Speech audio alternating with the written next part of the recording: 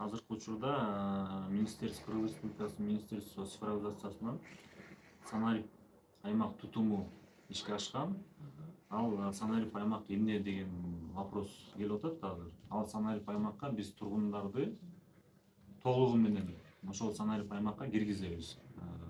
Паспорту менен ошондой митирка ОМС менен пин номери болот. Ар бир адам төрөлгөндө пин номер болот. Ошол пин номер менен ар бир адамды ошол Санарип аймакка адреси менен киргизебиз. Бул прописка эмес, бул фактический адрес деп коет. То есть внутренний миграцияга да жараша болот. Айылдан келип биякта окугандар көп болот, же болбосо жумуш аркылуу бияка кеткендер болот. Ошол Санарип аймакка киргенден кийин бүттү, бул киши базага кирет. Ал базадан кандай справканы алса болот?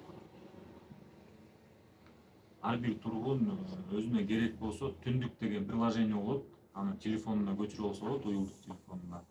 Ал түндүк деген приложенияга биздин ЦОН мекемесинен өзүнүн кодун берет да. Ар бир адамга өзүнүн жеке коддорун берет. Ошо менен түндүк приложение менен кирет дагы ошол жактан каалаган справкасын алса болот.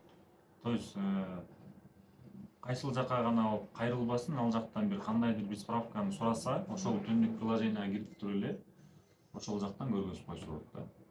Мен бул адресте жашайм, же болбосо менин атымда могу бар деп, то есть ал жакта адамдын аты эмне болсо бүт баары кирет да.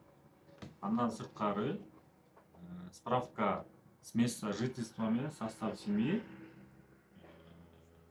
болуштар тарабынан уже берилбей калган да.